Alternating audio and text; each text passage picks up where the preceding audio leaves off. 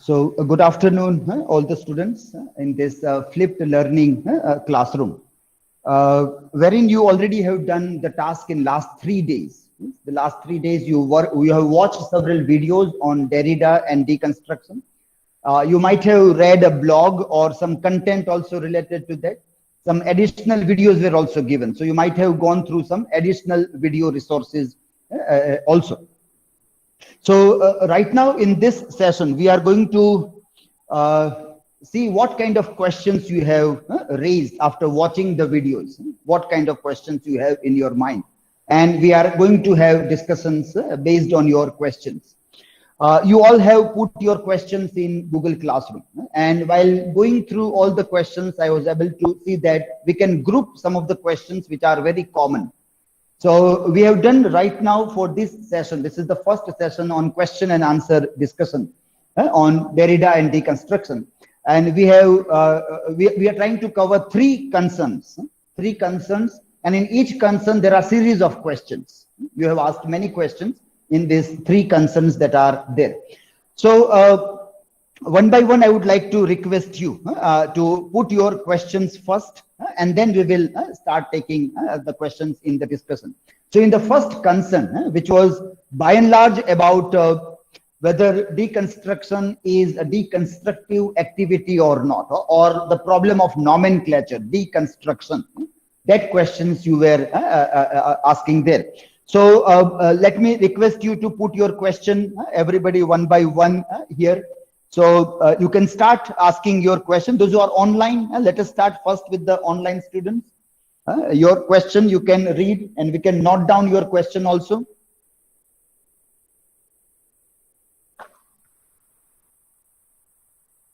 Yes, online students.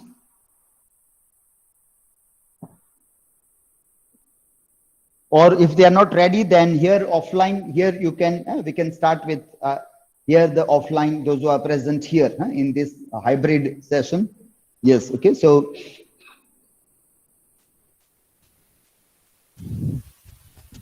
Am I audible?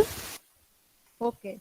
So I have watched all the videos, and from the first video, define deconstruction, I found one question is that in this video, the speaker used this sentence. In French, deconstruction too obviously imply an annihilation or a negative reduction much closer to Nietzschean demolition. So, sir, can you elaborate on how demonstration implied much closer to Nietzschean demolition? So, this is my question, sir.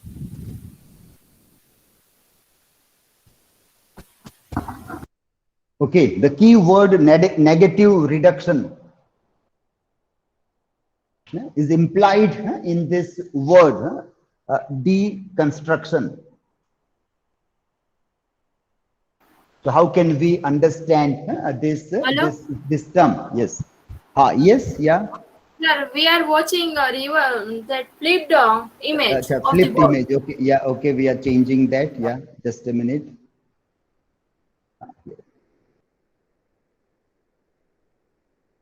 Okay, now are you able to see the correct? Yes, sir. Now yeah, it is okay. So negative reduction is the first concern we have seen in this question. Yeah. Okay, who is next now?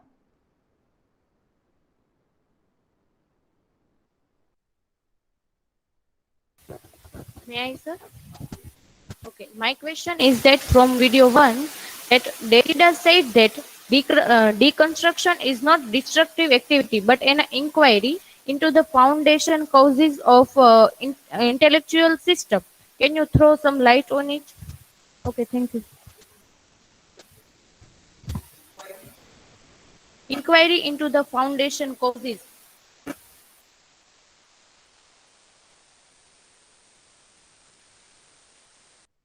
Inquiry into the foundation.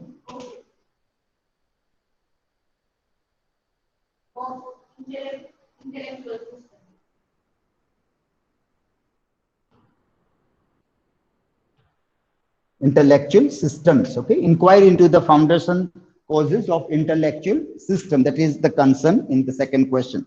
Yes, third one.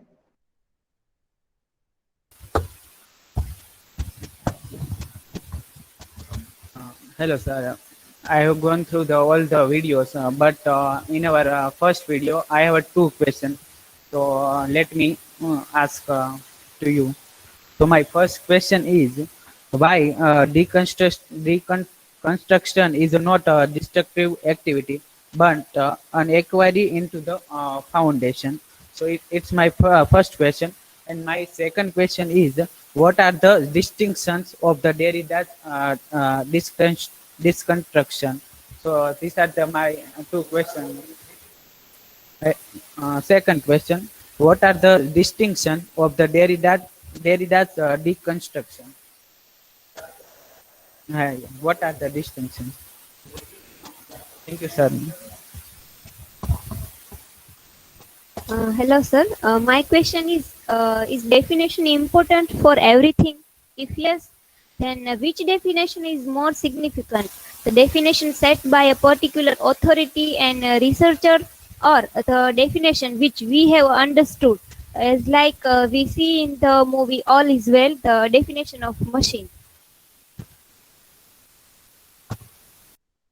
Okay, the question about definition. Okay.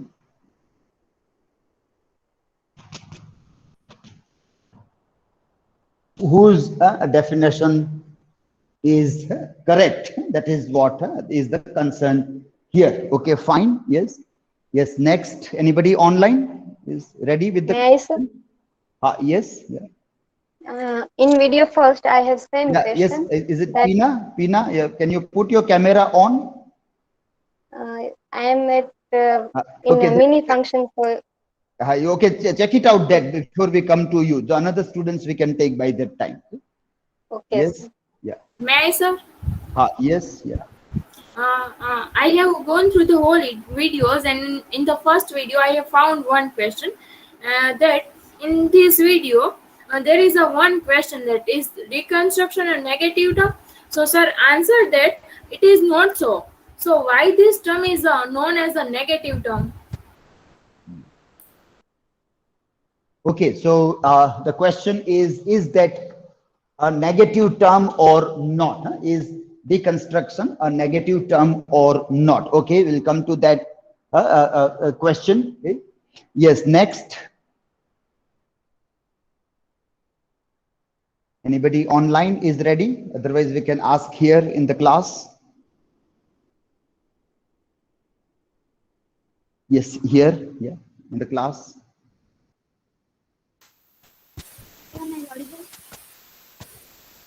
My question is from the fourth video. Explain Saussurian sign to equal is equal to signifier which signifies something, but Derridian sign is free play of signifiers signifying nothing.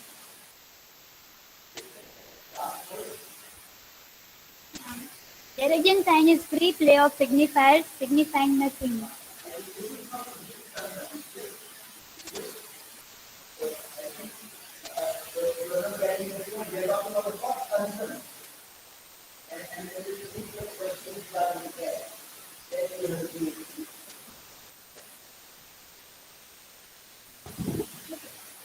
Yeah. So,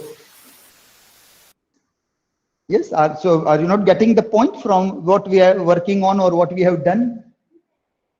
I have shared one Google Doc also with everybody. In the Google Doc, there are a list of questions already given there, and you have to just, these are your questions that you have asked in Google Classroom, and we have taken into 3 different parts, concern wise. And from there, you have to take that. Your question might be there also. So that is so we are grouping the concerns together. Free play is the third concern that we want to talk today. That is the third point that we want to see. Yeah. Okay.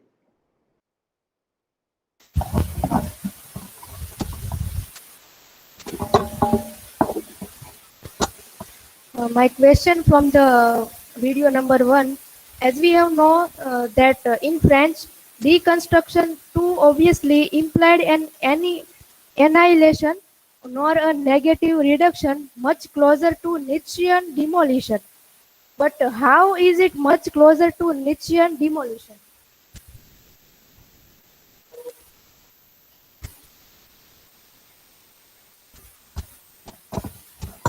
Next one.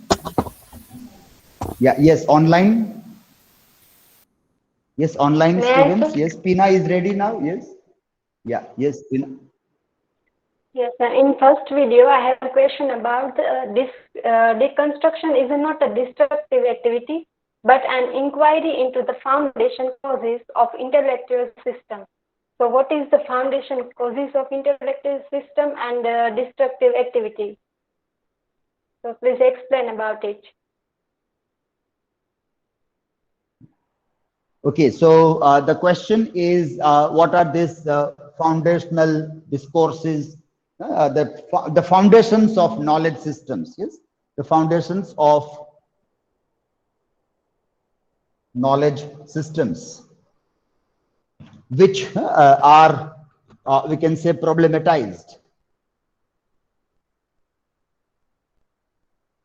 in deconstructive reading. Yes, so that is the concern. So what are those foundational knowledge systems, and how are they getting some kinds of tremors in this? Yeah. Okay, anybody else? Any other questions are left in the first concern? Yes, yeah, yes, yeah.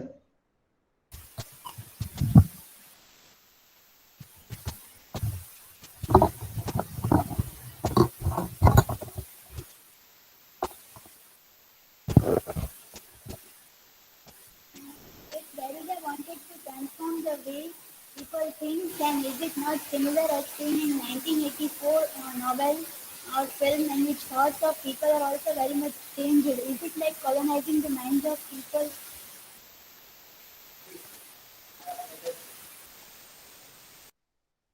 Okay, that's a very interesting question. That what are those, like what is happening in the novel 1984, and another discourse is about coloniality. Coloniality.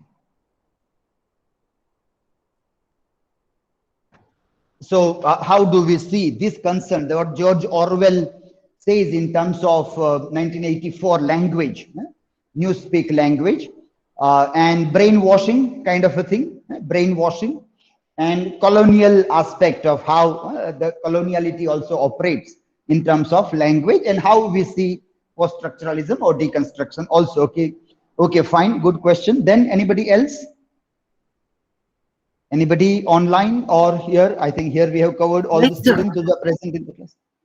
Yes, Bhavyang. Yeah. Yes, sir. My question is: reconstruction is not a destructive activity, but an inquiry into the foundation, not a negative term. These both sentences look different from each other. So, can you explain it? Okay. Okay, which two sentences? Please repeat again. Which looks very different from each other. One is inquiry into the foundations of knowledge systems. Yeah. Reconstruction is not a destructive activity, but an inquiry into the foundation. And second is not a negative term. These both sentences look different from each other. And it's not a negative term, so it looks quite opposite to each other. Okay, fine. Well, anybody else? Any questions? Otherwise, we can start dealing with the answer of this question now. Okay. Very importantly, in this concern is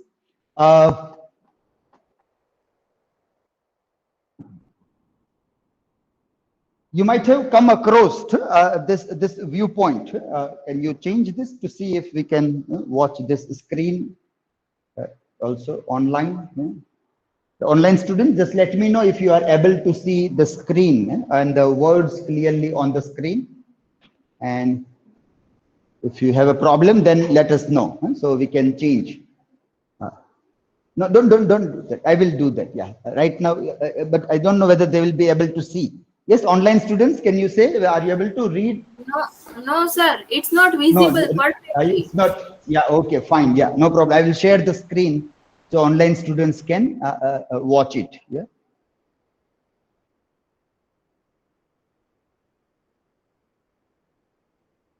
Okay, so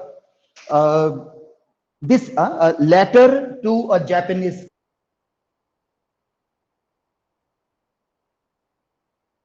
friend, construction, which as many of you had a concern that why is this not a negative term? First is that was the concern that why it is not why it is not a negative term.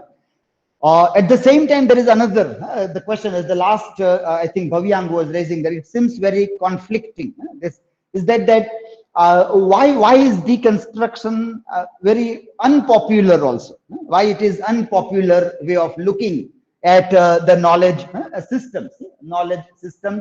And what are this? So these two concerns are there which are quite opposite. So we have to see the word. Now, seemingly in this letter, Derrida is explaining to his friend, a Japanese friend, Professor Izutsu, and in that letter, 1983 letter, let us read one paragraph from this letter. This paragraph perhaps will help us as an answer key, as a key to unlock this very idea. So, in United States, it says that the motif of deconstruction has been associated with post-structuralism, but the undoing, decomposing, desedimenting of structures, in a certain sense, more historical than the structuralist movement, it called into question was not a negative operation. So when we see the word undoing, now there is a very interesting concept of privileging one word over the another word. In this idea, there is an interesting concept of privileging one concept over the another concept. So that is also the another way of looking at this thing, that how we privilege one over the another one. And that is that linguistic problem. That is the problem of language also. That also comes here. So when we see that doing and undoing, then I would say that doing is good, undoing is bad. That is how we normally privilege. That is some kind of thing that language has done with us for bygone ages. Well, let me put some of this privileging words here, which are very important even for our further concerns also.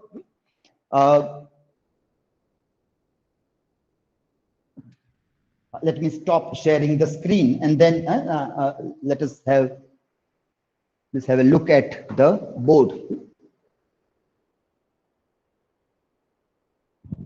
Yeah, here. So our privileging of one term over the another term. In that case, how we see this thing, that good is privileged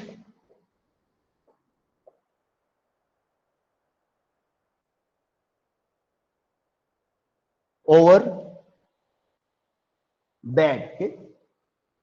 As a beginning point only. As a beginning point, we put this, that good is privileged over bad. Then we come here, speech is privileged over writing, which also is a very problematic concern and very difficult to understand also. But it is our different concern about logocentrism and phonocentrism, which we will discuss afterwards. Then presence over absence. Then we can say identity over difference. Identity over difference. Yes. Fullness over emptiness.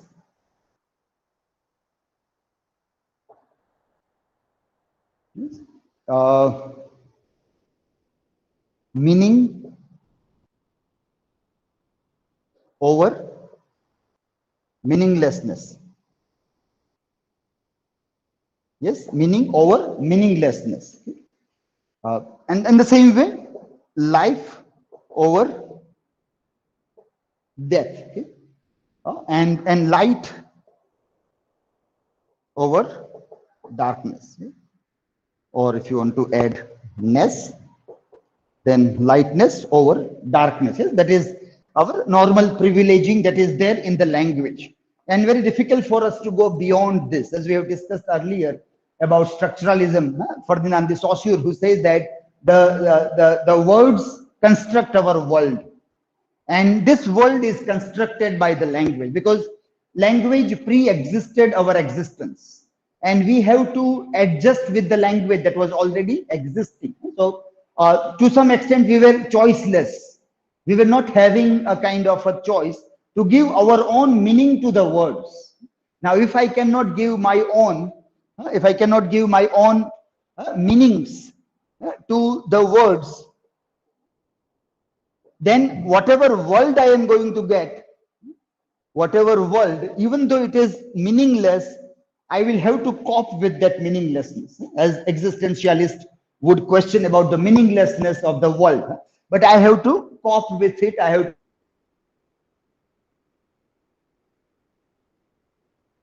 to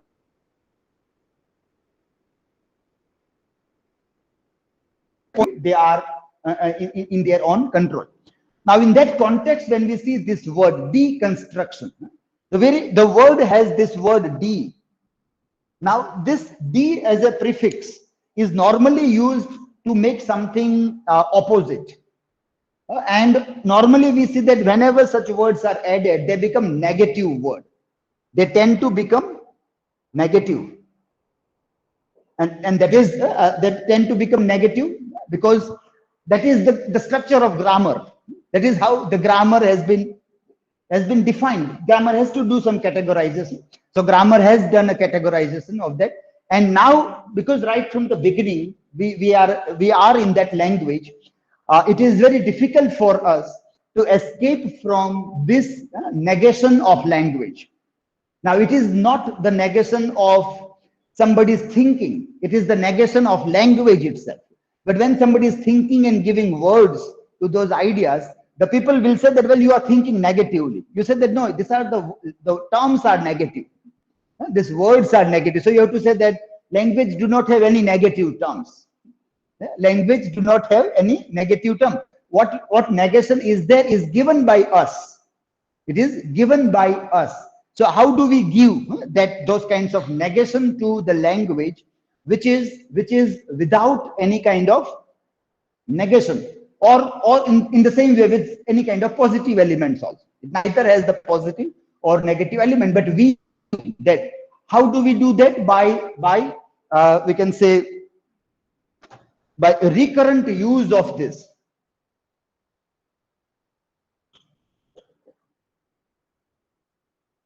Constant repeated using of the language in a particular context, will give the words its positivity or negativity. It has neither. It will give this. Now, let me give you a couple of examples for this. In today's context, in today's context, we see that, say for example, this word is such a good word. If we see here, let me put here so it is more visible.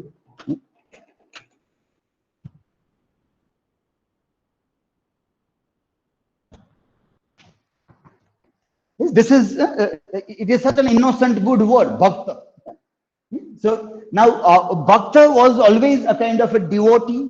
It is the word given to devotee. It reflects devotion of somebody towards divinity. Yes, towards divinity, and that is so. If anybody is called that you are like bhakta, then people will be, I may be like Narsimha Mehta or Mirabai, bhakta. So they will say that it is good. If you call me bhakta, it is good. But nowadays, in our day-to-day discourse, the word bhakta has become very derogatory. Because where is that word used? Bhakta is used not in theology, not in theological discourse where it has positive meanings, but it is used in political discourses. And in political discourse, the word has an obvious negative term, that because people believe that in politics, devotion is not good thing. In bhakti or in religion, devotion is good. But in politics, devotion is not good. It is a sure sign of moving towards fascism, dictatorship. That is so. If you call anybody that you are a bhakta in terms of politics, then people don't like it. So nowadays, in last 3-4 years, we have seen that this word has been overused in terms of political language. And so today, if you call somebody that are you a bhakta, people will get angry. They will feel anxiety that no, I am not bhakta. I am. Sometimes they start clarifying before writing anything. Today, if you want to openly praise the ruling government, then first you have to clarify that I am not bhakta, or you have to say that even if you call me bhakta, then also I will tell this. So these are those markers that people use even before praising the ruling government, because it has got attached in a negative way with that. The second term which has gone. So I think you are getting the point that words are not positive or negative. It is what we are giving to the words. The another word that we see nowadays is this thank you. Yes, dhanyavad, thank you. Now this also is becoming very in the same political discourse. This term also is becoming very negative. Now people are trying to say that, well, don't say thank you. Don't say thank you. So because everywhere you say dhanyavad falana ji, dhanyavad dhikna ji, and everywhere people have started telling that falana dhanyavad dhikna, dhanyavad for vaccine, dhanyavad for petrol, diesel, dhanyavad for this, dhanyavad for that. So everywhere people have started using, and now the word is becoming very negative. We have to also think, like many times when you make a post about our department activity and you say thank you to me, then also I have to tell that you have to now change the word. Thank you is not a good word now. You will have to reimagine new sentences where thank you is not coming. You will have to think of a new language where you don't use the word thank you, because thank you is no longer a positive term. It seems like as if you are forced to tell somebody that you will have to thank me. The meaning, the significance, sign signifies signified, is that as if people are told that you have to tell me thank you. That way the word thank you has been utilized. So in the new circumstances, political circumstances, these two words which were rather positive terms, people never used to have any problem with this. If you tell them, now they have become very negative. They have become quite negative. So that is the example that how our using of the word, recurrent use in a given context, gives meaning to the word. Now, in our language, to make the word antagonist or opposite, antonym, for example, we are told to use many of these prefixes. In Gujarati also, in English language, lots of prefixes we are using, de or a and other kinds of, and then we try to look at those things.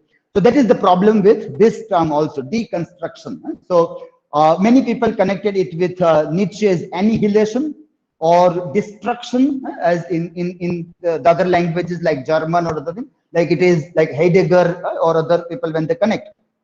They say it is something like destruction. So Derrida has to clarify that no, it is not as such annihilation, or it is not a negative term. So that is the very first important thing to be seen in this context.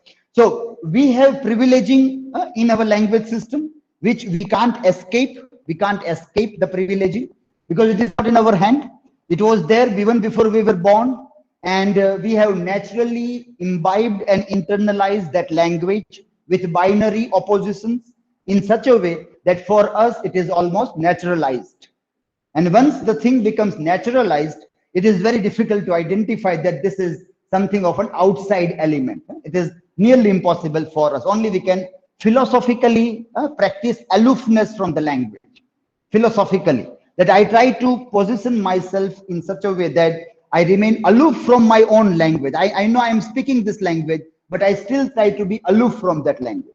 Even if some poets are using, for example, or rhetorical speech given by some leaders, highly rhetorical, highly emotional speech, but still they can keep themselves aloof from that.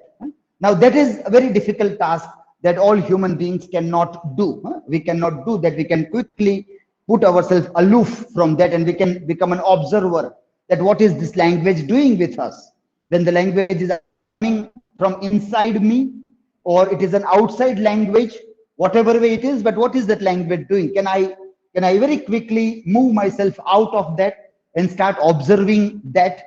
Then you can attain this philosophical position. If you can quickly disconnect yourself and start looking at you allow that to happen, you allow that emotional effect to happen, you allow the hair raising moment, you allow your eyes to get wet, and yet you allow your mind to look at that also. You don't allow your mind to get drifted into the wetty eyes, but you allow your eyes to get wet when you are watching an emotional scene in a film.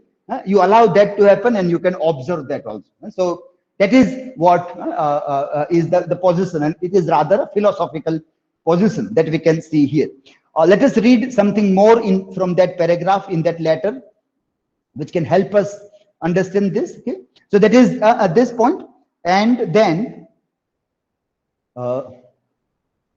rather destroying, rather than it says here that destroying, it was also necessary to understand how an ensemble was constituted and to reconstruct it to this end. However, the negative appearance was and remains much more difficult to efface than is suggested by the grammar of the word de, even though it can designate a genealogical restoration rather than a demolition. That is why the word, at least on its own, has never appeared satisfactory to me. So Derrida himself said that, well, I am not satisfied with this word. What I want to do is not deconstruction, but there is no other better word to put there. So let deconstruction be there till we get a better word, till we get a better word. So he says that I'm not satisfied with even the appearance of the word, because it is the appearance of the word that leads towards negation, negative meaning, and must always be girded by an entire discourse. It is difficult to effect in afterward, because in the work of deconstruction, I have had to, as I have to here, multiply the cautionary indicators and put aside all the traditional philosophical concepts, while reaffirming the necessity of returning to them, at least under erasure. Another very interesting word is erasure also. So you have to keep on rubbing something, erasure. You have to constantly say that, well, this is written, you erase and you rewrite, but there is a trace of what you have erased. If you remember your school days where you are using pencil and rubber, pencil and eraser you are using. So even if you will rub, still the trace of the previous letter will remain there. So the eraser is a process where you deliberately try, but people can come to know what you are erasing, or you have erased something. That is that. Hence, this has been called precipitately a type of negative theology. This was neither true nor false, but I shall not enter into the debate here. So that's why it will become negative, and that is also the answer that why it become unpopular, because many people who are rooted in the traditional way of looking at the things, for them what is existing is the right order, and any new way of looking at that order comes, then you will have a problem. You will say, no, this way you can't look at those things there. And some of the examples which we can put here to explain this point is for example, let me see this debate about the very concept of art, the very concept of art, that how we can see here.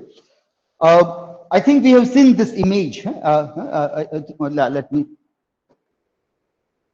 stop share. I have not started sharing, I think. Yeah. Okay, fine. Yeah. Okay, so I think this image, is it visible online, students? You can. Yes, sir. And I think you are aware about this image also. Yes? Are you aware about this image? We have studied this in previous semester in 20th century literature. It was in your one of the quizzes also. Do you remember? Yes, sir. Fountain. It was known as an art known as fountain by Marcel Duchamp. Marcel Duchamp. D-U-C-H-A-M-P. Marcel Duchamp. And so this let me put this here so we will keep on recall. Yes, somebody can bring the pin-up points from that classroom board. There are some pin-up points there. 5-7 pin-ups if you can bring them. So in the name of R. Mott in 1917, this painting was put, and as we know, anybody can tell me what is the context of this art? What was yes, online or here? Anybody? What was the context of this art, if you can recall?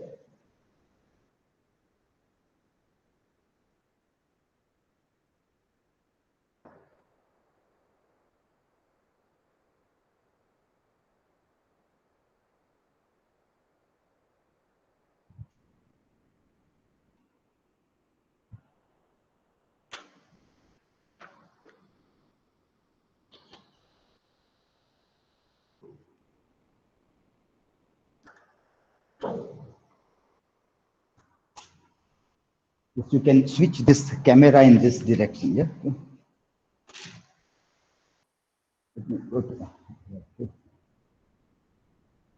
So we'll keep on looking at this image to see what it meant there. Let it be in that direction. Yeah?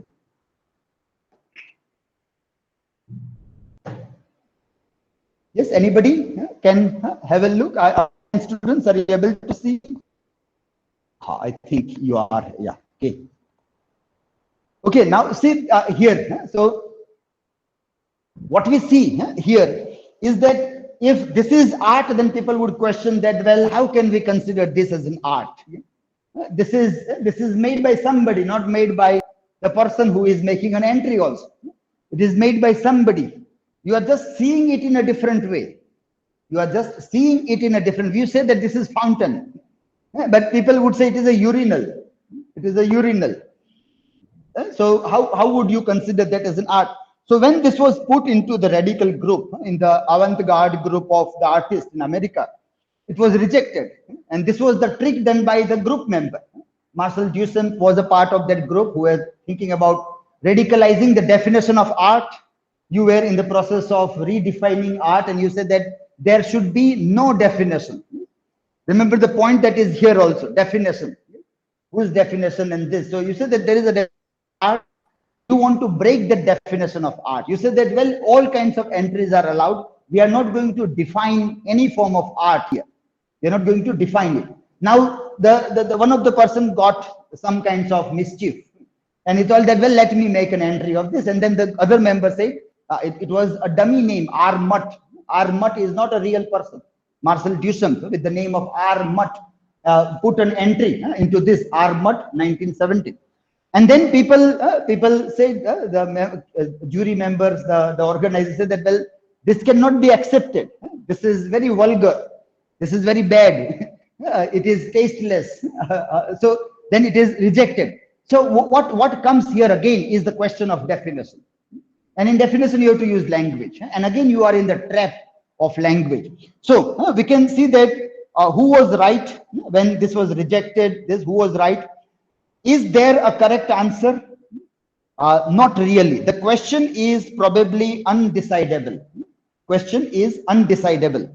Since the definition of art is not subject to legislation, is the decision subjective then? You can make your own mind also. Okay? What is that? Now, subjective means I define what is art. Somebody else says, for me, art is this. Now, if everybody will have a subjective way of looking, then also there is a problem. Then also the world is a different kind of, well, I call this a mobile, and I will call my mobile spectacles, chalk a duster, duster a chalk, then there is no communication possible. So can we be very subjective in our definitions? No, that also is not possible.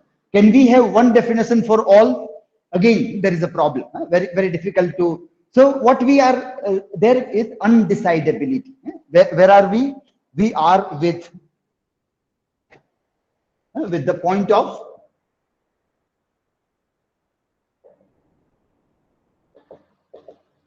undecidability. Yes. So Now, for those people for whom art was art and there was a definition in dictionary, they believed what is art.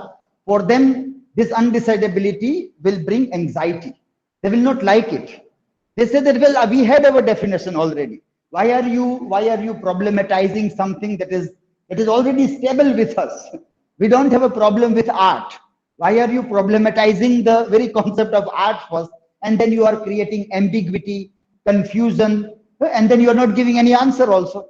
Then you are not replacing one definition with another definition, and then you are hanging in the air like Trishanku. And you say, so many people will not like this. They will be so this way of looking at the world. World means all institutions, language itself, and all forms of the thing that we try to see becomes unpopular. That is what makes it very unpopular also. So in this we see that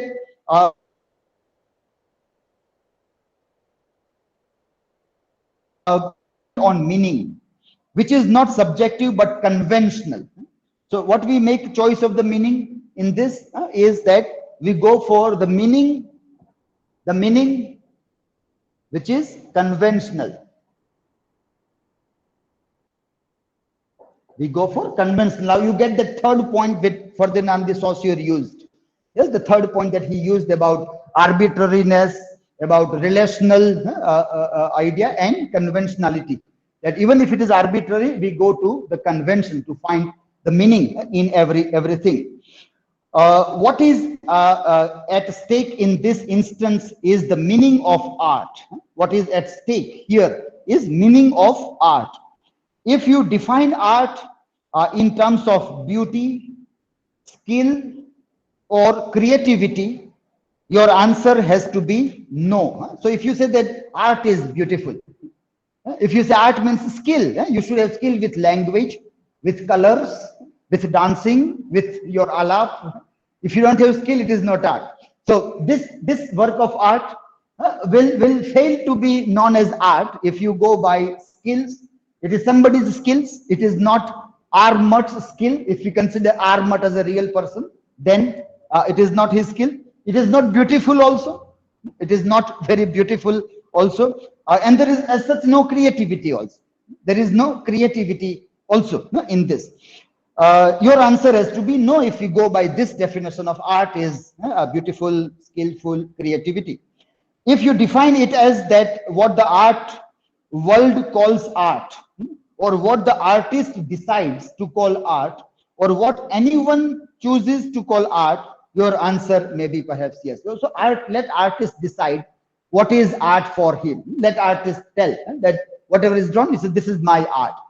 Can we give that freedom to an artist to do whatever they want to do and call this is my art or not? So that is, if yes, if you are so liberal, because arts is all about being liberal, giving freedom of expression, freedom of speech, freedom to decide.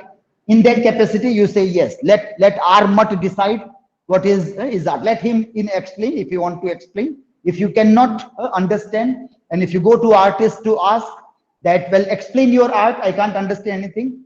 Artists may explain also, may not explain also. Very famous examples are of Harold Pinter or Beckett also, whose plays absurd theater. And many people went to ask, what is the meaning? Even the directors who wanted to perform the play, even the actors who wanted to perform, they wanted to know that actually let me understand this character so that I can perform it in a better. But then the writers normally told that, well, we don't know.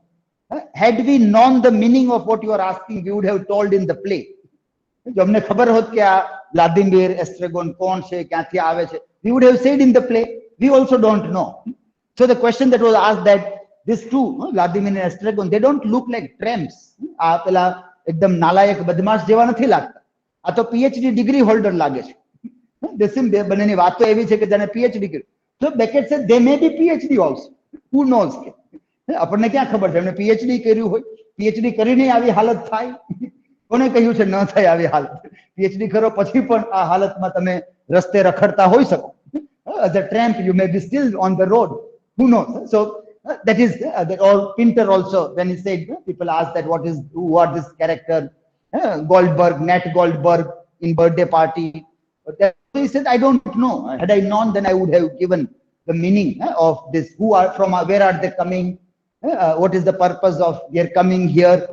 So he told to one lady who was writing this letter to her that please explain this question. Who are these? From where are they coming? What is the purpose of their coming? And then he wrote, replied that who are you? From where are you coming? What is your purpose coming here?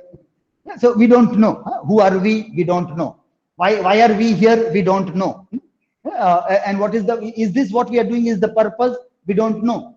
Maybe when we'll go and if there is something like Chitragupta and other things, then people will say that you're not supposed to be teacher. Why have you become teacher?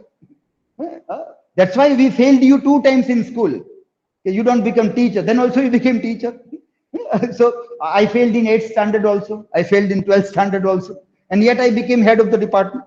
So somebody will say that you are not supposed to be. Then why you became? So whatever you have done throughout your life is something you were not supposed to do. That was not the purpose that you were sent. That's why we failed you in school. Then what will be my answer? How can I answer? How can I know? So that is, we don't know, undecidability. That is, again, you say, it is, if you question, it is, everything is undecidability. Our life is also undecidable. Then how can we have meanings in words, in language? How can we? That is what Derrida questioned, that you already have given everything, fixed pattern you have done, do this, this will happen, do that, that will happen. But that is not going to happen. That is, you don't know. So what we do, whatever happens in their life, we try to justify. That this was my plan of life. પછી આગળ જતા જે જીવનમાં થાય તે આપણો લાઈફનો plan બની જાય કે બનતું હોય ત્યારે જરાય પ્લાન ન હોય. But whatever happens, we construct a story. Story is a myth. Story is a lie. એક જૂઠાણું હોય એ આપણે આજુબાજુ ઘડી લે કે ના મારે તો નાનો હતો ત્યારથી જ ઈચ્છા હતી કે शिक्षक बनूंगा. ઘણા લોકો જ્યાં જાય ત્યાં એમ કે બસ બચપન से मेरी आदत थी कि मैं ये करूं, ये वो करूं. बचपन से मुझे भाला फेंकने की भी इच्छा थी, भाला नहीं मिला तो मैं फेंकता रहा. तो people keep on telling, ઘણા લોકો કે પણ એવું કઈ હોય નહીં, એ બધી વાર્તાઓ છે, એ જૂઠાણાઓ છે. These are all lies that people construct around with the help of language also, which we can see here. So that is that question that we see here. So the question is linguistic. So the question is linguistic, and the debates about what constitutes art are in the end debates about language. So when you say what is art, whether this is art or not, or what other things are there, then now what you are debating is not about either this sculpture or this art, but now you are debating about language. You want something in language. So you are debating about language, not about art. Who defines terms? Who defines? That is the point that we come. Whose definition? So you say that in a particular film, for a comedy, the characters are generating that machine is so and so kind of a thing. But the textbook definition of machine is something else. Very difficult to understand, and other things there. So why we require textbook definitions and what is the practical way of looking is a different thing. One is the practical, another is a theoretical way of looking at this thing. So that scene was just to generate a comedy. It was to generate a comedy. But our debate is about language. Whose language? If a student says that I define machine as this, it will not be considered because that is student's language. If teacher or expert says that machine is this, then it will be considered as valid because it is teachers. And teacher, in a relation between teacher and student, teacher is always, we can say here, privileged over student. Yes, because teacher is privileged over student, then what he will say will be more right than what student will say. So in a given structure, student will have to become a teacher to have a new definition. But once he will become this, and with the definition, there are chances that even that student who is now here also has struck with his own definition also now. Now when the new student will come, and they say that we see in that way, then he may not be ready to part with his definition also. He will not be ready to part with his definition now. So that is also the thing that, so the point is, whose language is it? Who is in the position to define? That will decide. So that obviously takes us into also the realm of power. And that is what we see is as Foucauldian, Michel Foucault.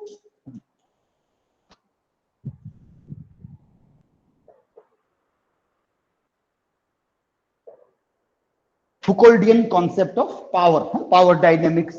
Another thing that it is the power that defines, the power, satta, that defines and that controls the language. That is where we come very near to 1984 also. 1984, that the people in the power defines, controls the language. They also do that. So even George Orwell tried to put that idea. But it is more in a political term, but here it is in general term about all kinds of languages operate almost in a similar way also. So who defines terms? Who has the right to decide what they mean? Who has the right to decide what they mean? Can anyone finally and definitely say what art is? Post-structuralism would say no. Nobody can ultimately say this is this, that is that. It is not possible here. You can't define what art is in final definite terms. The meaning, the concept, the truth of art, the meaning, the concept, the truth of art is always deferred and deferred. Is always deferred and deferred. Difference, the word which you might have seen in some of the videos. So the meaning, the concept, the truth of art is always deferred and deferred by the signifier. Art is pure idea, cannot be made present to consciousness. Fountain, this art, fountain, if you see here, fountain both poses the question and stands in the way of any final indisputable answer. So fountain poses a huge question against the point of what we say is that as art. Is this art or not? We have a question around that. And if that is the concern, and the art itself is not allowing us to reach to answer also. An indisputable answer is not possible because this will not allow us to reach there also. Now, if you understand this position, that how something poses the question and is not allowing to reach to the answer, then you are understanding deconstruction, or what is that philosophical position to understand the deconstruction also. That is that it becomes there. One more example I would like to give, and that comes from this book. To prove this point, this will be, I think, the last example in this context here. Yes.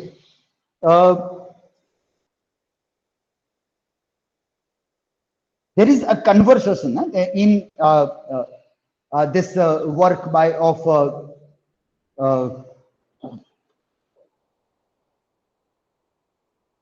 Carol Lewis. Carol Lewis work, Alice in the Wonderland. Lewis Carroll, Lewis Carroll,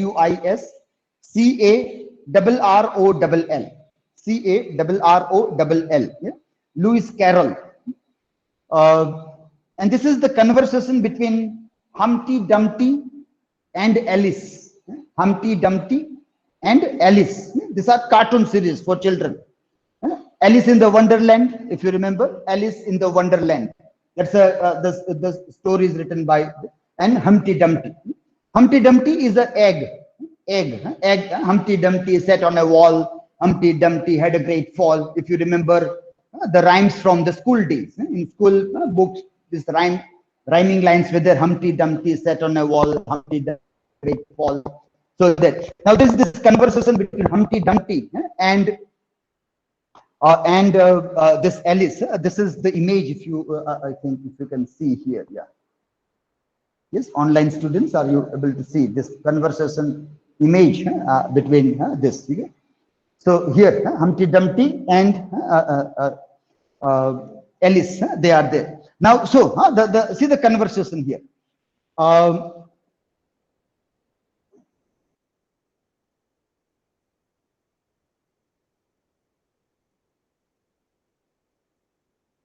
There is a question about glory. Glory, Glory. What is glory? In that concern of glory, Humpty Dumpty tells to Alice that that's glory for you. Now, Alice rejoins and says, I don't know what you mean by glory. I don't know what you mean by glory. Alice is asking. So Humpty Dumpty explains, I meant there is a nice knockdown argument for you. There is a glory for you means there is a nice knockdown argument for you. So now, if you see this context, what is the context is something like that. Somebody is debating and you came to know that, well, you got a valid point. You got a valid point in the argument and there is a glory. Now, with that argument, you are going to knock down the opponent. So that is, so even if you are arguing with somebody fairly well, the debate is going on, and you suddenly find that the opponent got a good point, and you know that you don't have an answer to that good point. At that time, you will say, well, that's the glory for you. You are going to win this debate round because your valid point, I don't have any answer to that. That is the context wherein he says that there is a glory for you. Now, how do you define glory? What is the meaning of glory for you? And he says that it means that there is a knockdown argument for you. But Alice is telling, but glory doesn't mean a nice knockdown argument. And obviously it doesn't mean glory. If you see the definition of glory, glory means to glorify something. Glory, in that terms, glory word is used. It has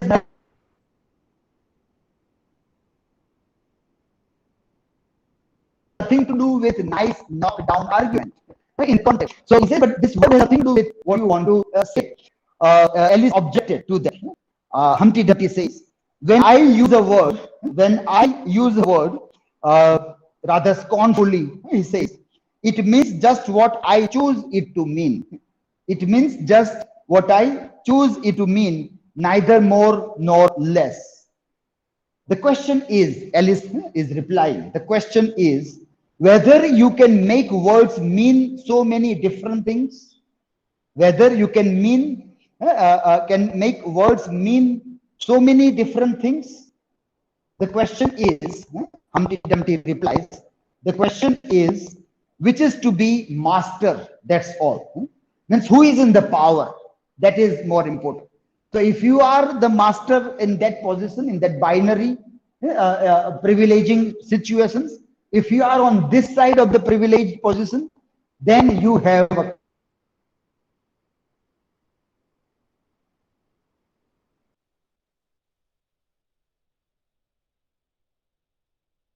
control. You can do those meanings there. But if you are underprivileged, you cannot do that. Underprivileged to give your own meaning to the words, to art, or to anything else. That is the point here. So I think these two examples also sufficiently might explain that this is not about negation, but negation comes from where?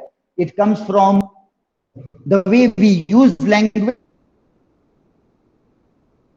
there before we are born. So we adjust in the categories of the language.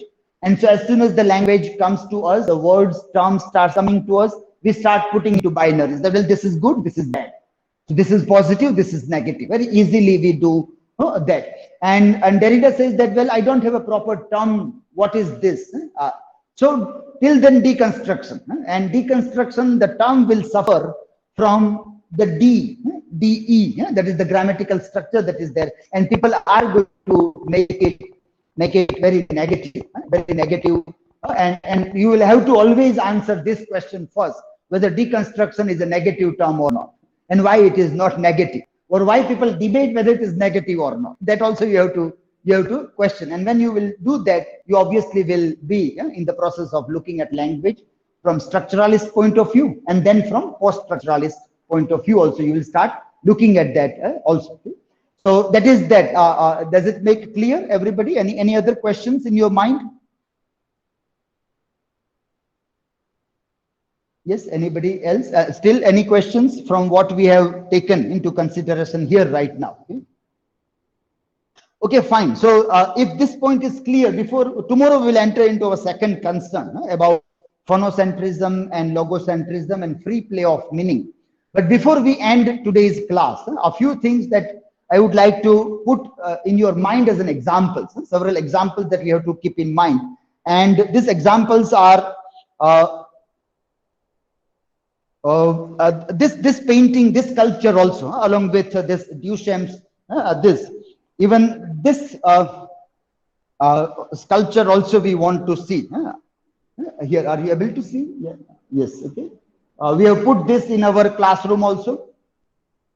And here also you can see this sculpture. And here, if you see in this sculpture, you will find, let me put this also here. In this sculpture, also we will see that what is this, the question about the art and those things. So you see in the half part of this, this if you see is a sculpture, a very well-known sculpture of Jesus Christ being brought down of the cross, almost dead body of Jesus Christ is brought down from the cross, and there are different visuals there. I think we can. In this class we don't have. I think in that class we have this. So if you see here, there is at the back of the image there is a hooded person, hood. You can't see the face of the person. Now that hooded image is a symbol, is a sign which tells us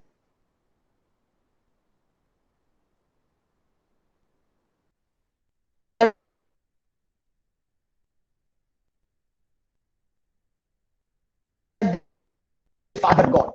As we know that this was Son of God. So this image of God. So it's a very sorrowful, tragic picture. Very sorrowful, tragic sculpture. The memory of what happened to Jesus Christ, how he was nailed on the cross, dead body is brought down, and there is the Father image standing behind, and that image there. Now, just side by that, if you see here, you see that what kind of mimicry is made of such a historical event.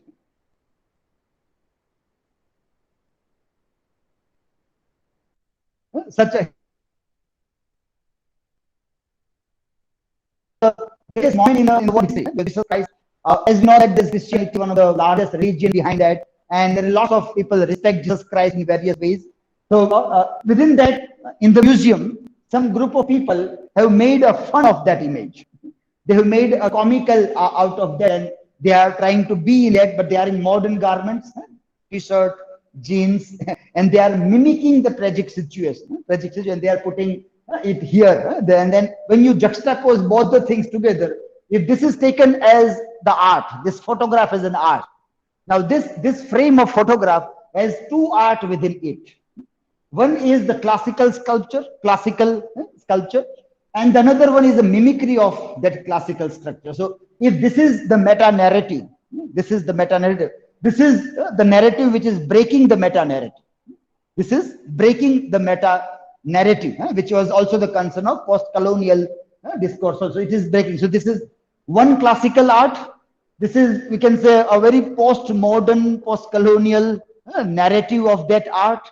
And then that makes for one another frame of a photograph where both the things are juxtaposed together. Both the things come together. There is a third form of art that comes before us in this context also. So this if you see, and if you in your art form appreciate that, well, this art or this art, both are very good art. If you say so, there is no difference whether it is this or this. This also is very creative. This also is very creative. If this was an imitation of classical moment, then this is an imitation of their classical moment. That is the sculpture of the classical. It is an imitation of that. So it also is very, very creative. But what will happen is that the people who respect this as out of theological reverence, they will dislike this. They will hate this. So if I say that, well, this is also good art, this is also good art, then I will become unpopular. Then my way of looking at art will be very unpopular way of looking at art. So that is why deconstruction will take you into undecidability, So what is this? It is this, it is similar. Then the people who wanted to see the world order in a particular way, they will not like it. And so they will say this is unpopular. And that is the concern that Yale School of Deconstructionists also has to face, that why it was very unpopular, or even today why it remains unpopular. So what you are supposed to do when you see this, you are supposed to despise these people. You have to hate these people. You have to say that, well, this is wrong. One should not do this. That is what you are supposed to say. You say, no, it is also art. Then there is a problem. But when you are debating that, you are also debating the very question of the language around the art. So that is another example which you can keep in mind when you look at this. And then one example, very quick reference I can give here is about this real story, the real story of Abel. Abel is a male name. Abel, Abel, is the name of a person who committed suicide and died at the age of 29. At the age of 29, Abel, a young person, died, and this happened. This is a real event. This is a real event. It happened in 1868. 1868. So you can say the beginning of Victorian times. And now you know that Victorian time was a very narrow time, narrowness, mind was narrow, modern, and then postmodernism, and then we are now in 21st century. But when we look back at Victorian, we find that there are lots of narrowness around those things in that those days. Now this 1868 episode, Abel, in his room, he was found dead. He committed suicide. So people started looking what was the concern, why he died. And then the story unfolded in such a way that this person, the male, the boy of 29 years of age, man rather than boy, he was born as a woman. He was born as a woman and was baptized as Adelaide. Adelaide is a female name. Yes, Adelaide. Born as a female, brought up as a girl, studied in girls' school, because if you go back into those times, then girls and boys' education used to be separate. So you grow only in girls' environment. And while you are growing, you know that what are the structures in societies, that girls will work only at those places where only girls are there. So if a girl will become a teacher in girls' school or girls' college on. That is how you are growing. But today, that is not the situation. Today, you know that you may work with boys also, with men also, in offices or wherever you will work. You will have to work. But in those years, if a woman is going to do any work outside, it was supposed to be with other women only. And that is how you are growing in that environment, in that way. And when she reached around 18, 19 years, there started happening hormonal changes. And she has to take medical treatment. And medically, it was proven that she is a man. She is a man now. Hormonally, she is now the man. And now these kind of things are happening a lot. But in those years, this was something rare. And when these things we don't understand, and suddenly something happened, obviously what will be the first answer that people will say?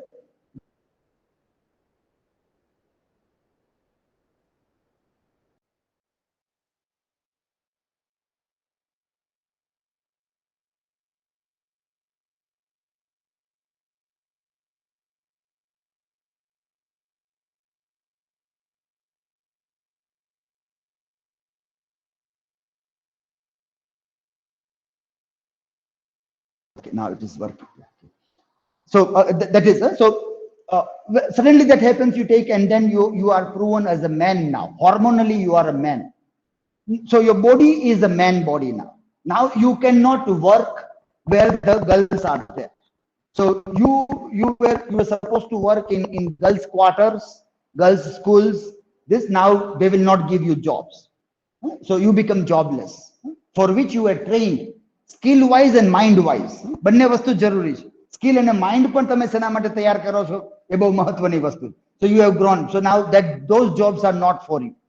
Your friends, you have grown with girls around, and you thought that my life will always be around girls only.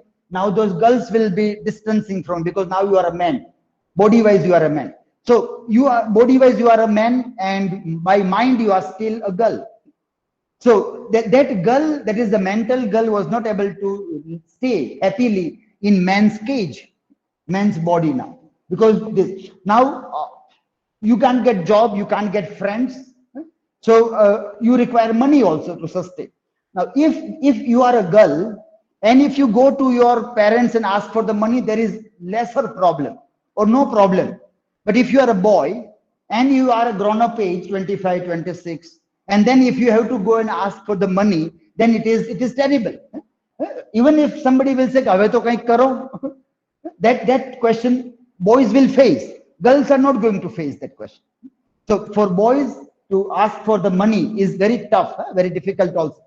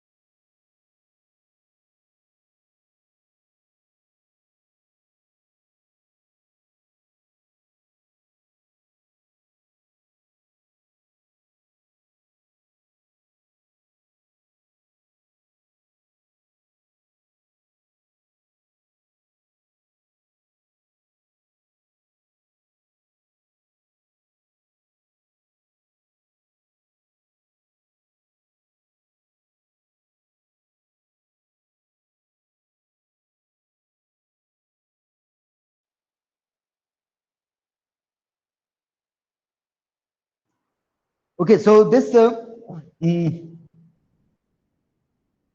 Adelaide, growing into this, and then so we're talking about this gender dynamic, that as a grown-up person, also male or women, then also there are those cultural differences, that whether you can ask for money to anybody or not. So now, as an Adelaide, you would have grown, well, I will require money, I will ask to this or that person. Now suddenly you are a man. Now if you ask, then it is not acceptable. So it is a kind of insulting to the person also. And because he was not able to be that, so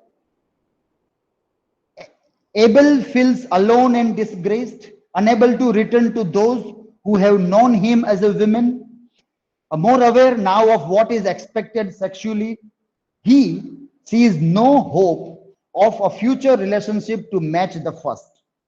Meanwhile, the jobs he applies for all demand experience.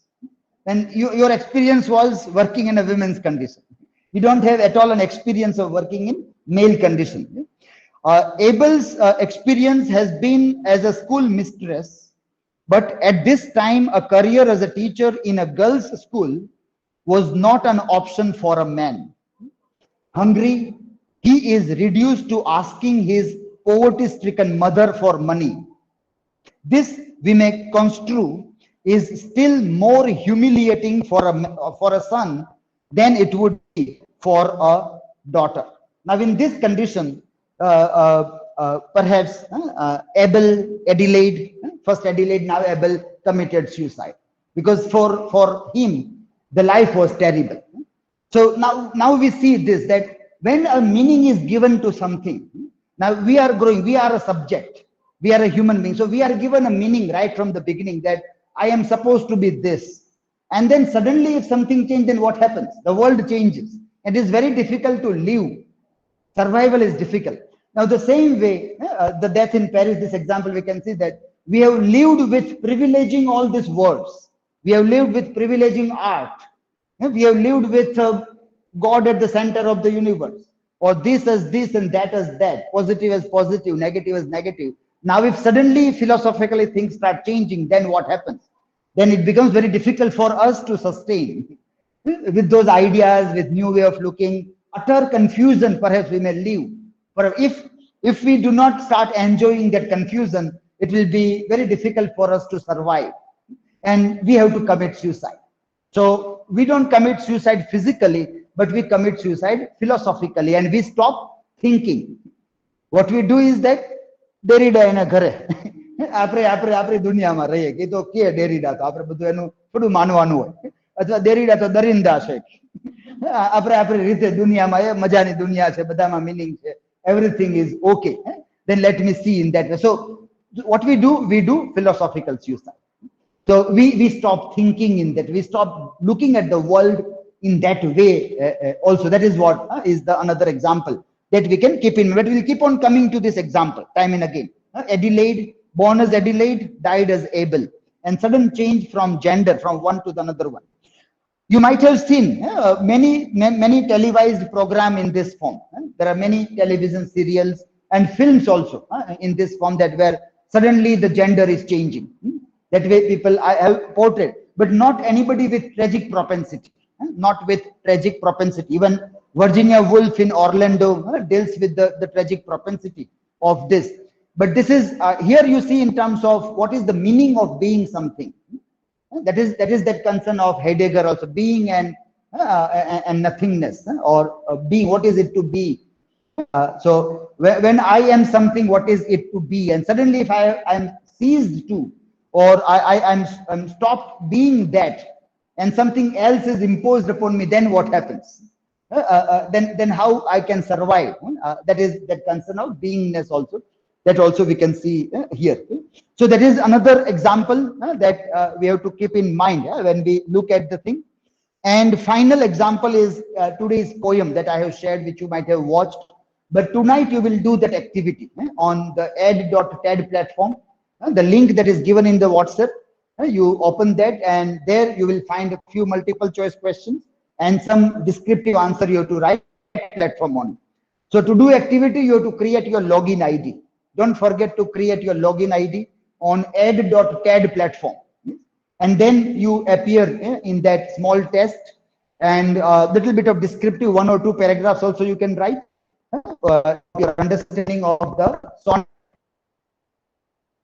William Shakespeare. Shall I compare thee to the summer's day? That is the sonnet. Shall I compare thee to the summer's day? And in that video, you will see deconstructive reading of that poem. Deconstructive reading of that poem. So that you have to do. Have you received that video? Everybody has received, no? Okay. So you have to create your login ID, and you have to complete this work there. Okay, so we end our class here today's class, and tomorrow again we will have about our second concern and the third concern, major concern, that we will discuss tomorrow. And I hope in tomorrow's class we will be able to cover up most of the questions that you have asked regarding Derrida and deconstruction. So with this we end our today's class here.